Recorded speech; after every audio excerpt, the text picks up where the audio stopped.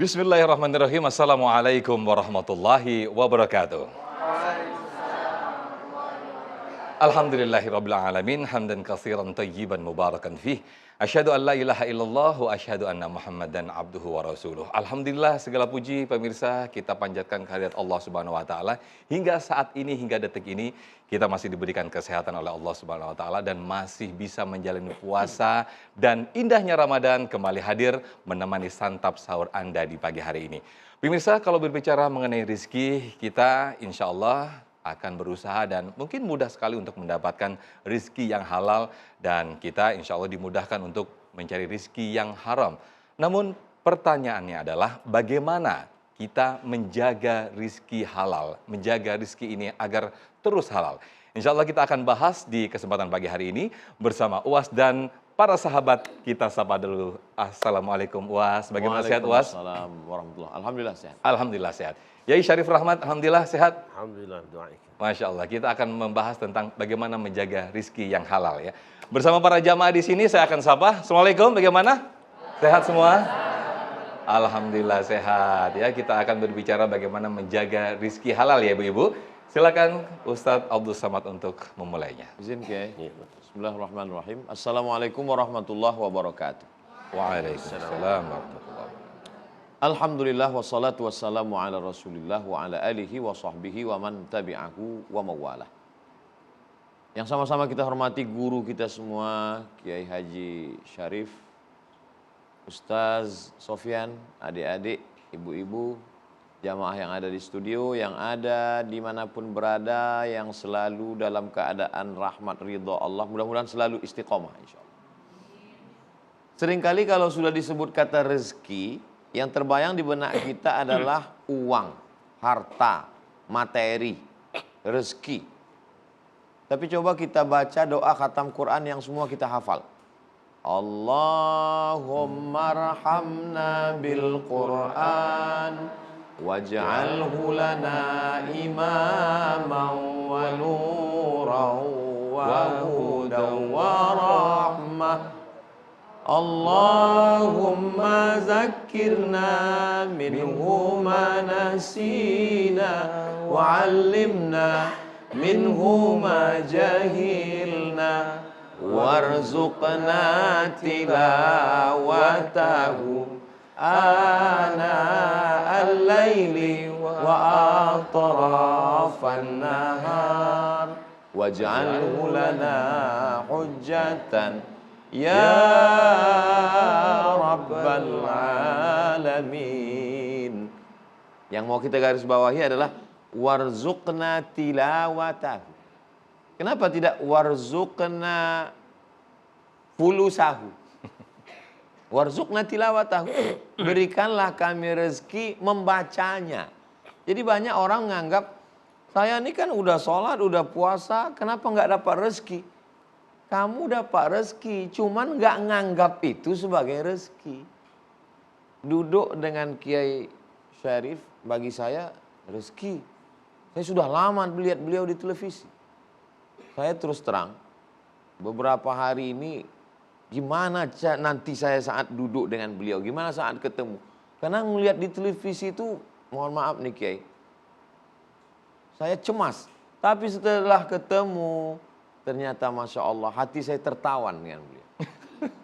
Jadi rezeki duduk mujalah satu solehin itu rezeki.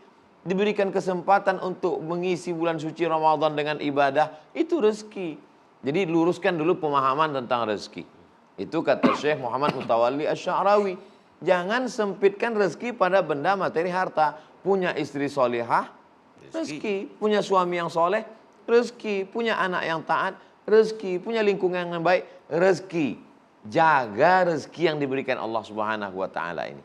Nah, kalau yang dianggap mau dikonsentrasikan, mau difokuskan menjaga rezeki yang halal maksudnya adalah pendapatan, uang, materi. Memang dalam Islam masalah makan dari uang dicari caranya. Kulu makanlah min thayyibat, yang baik-baik. Kenapa demikian? Innallaha thayyibun, Allah itu maha baik. La yaqbalu illa Thayyiban. Dia tidak menerima kalau tidak yang baik-baik saja.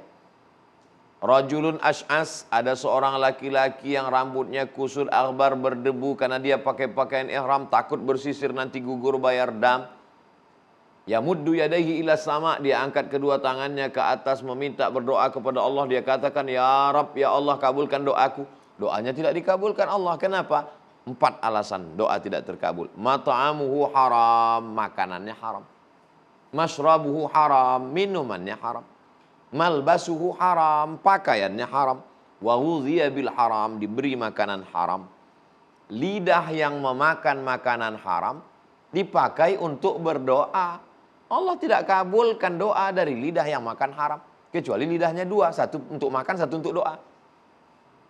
Itu yang dipakai untuk makan haram, itu juga yang dipakai. Nasi uduk, lontong sayur, semua yang dimakan berubah menjadi setetes darah. Darah itu lalu kemudian masuk ke dalam jantung. Dari jantung menyembur darah naik ke otak. Otaknya menjadi gelap hitam. Kita semua hafal ayatnya. Nasiyatin kazibatin khati'ah. Nasiyah yang kita usap saat wudu, ubun-ubun. Otak bagian depan berpikir. Ternyata otak bagian depan inilah yang memerintahkan mata, memerintahkan telinga, memerintahkan kaki dan tangan. Kalau tidak sesuai asupan darah naik ke otak, kita bisa stroke ringan. Mudah-mudahan kita sehat semua insya Allah. Amin. Amin. Yang jahatkan mata, yang jahatkan lidah, yang jahatkan tangan, yang jahatkan kaki, yang jahatkan kemaluan. Betul. Tapi kenapa? Karena ada darah dari otak. Darah itu kotor, jahat. Maka kasihan sekali anak istri di rumah yang baik, yang tulus, yang ikhlas, yang hijau, mendoakan. Tapi mereka diberi makanan haram. Diberi makanan yang tidak baik. Lama hidup banyak dirasa, jauh berjalan banyak dilihat. Ketemu orang isi kepalanya macam-macam. Saya ketemu dengan jamaah datang ke rumah. Ustaz Abdul Somad, ada yang mau saya tanyakan. 4 mata Pak Ustaz. Saya bilang jangankan 4 mata, 3 pun bisa. Ini gambarnya Pak Ustaz. Gambar apa nih? Gambar emas batangan. Loh, dapat dari mana? Ada yang ngantar ke rumah Pak Ustaz. Ini emas, sempat kami foto. Kamu nggak ambil? Enggak. Terus saya biarkan hilang sendiri. Ini ada keris emas Pak Ustadz. Nggak ambil? Enggak juga. Dalam hati saya, untung nggak datang ke saya. Saya nanya, kamu kan bukan ustadz, bukan ustazah. Kok nggak kamu ambil ini? Kami takut akidah kami rusak Ustadz. Kami takut anak kami makan haram Pak Ustadz. Ternyata makhluk-makhluk unik ini masih ada di zaman ini.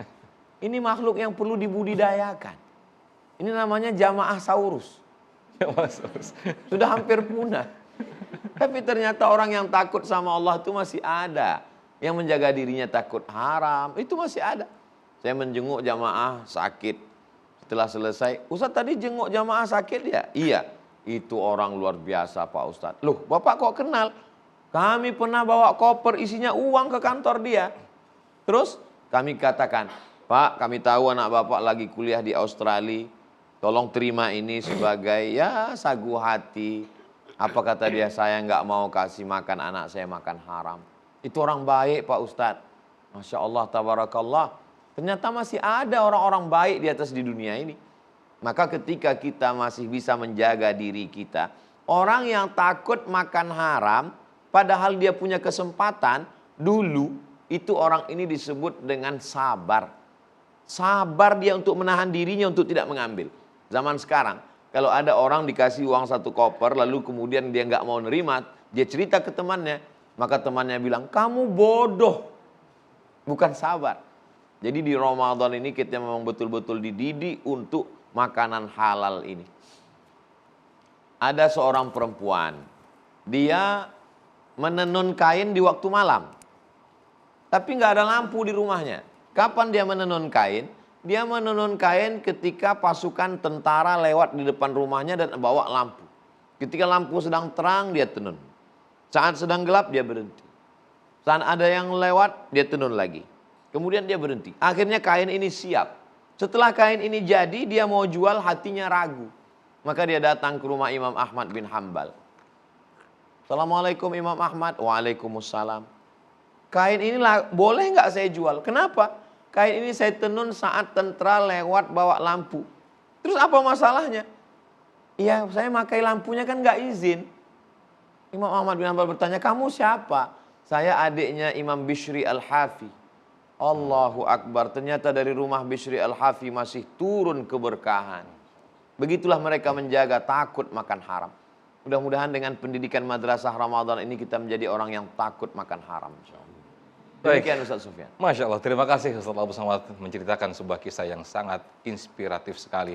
Betapa orang-orang zaman dahulu menjaga rezekinya tetap halal.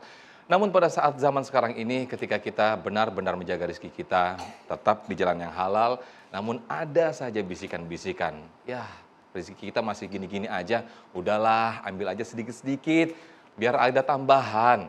Nah, bisikan-bisikan inilah biar kita bagaimana mengusirnya agar kita tetap terjaga dari rezeki kita yang halal. Kiai Syarif nanti akan menjelaskan kepada kita semua. Tapi kita lanjutkan dulu untuk menikmati santapan sahur. Silakan, silakan, silakan.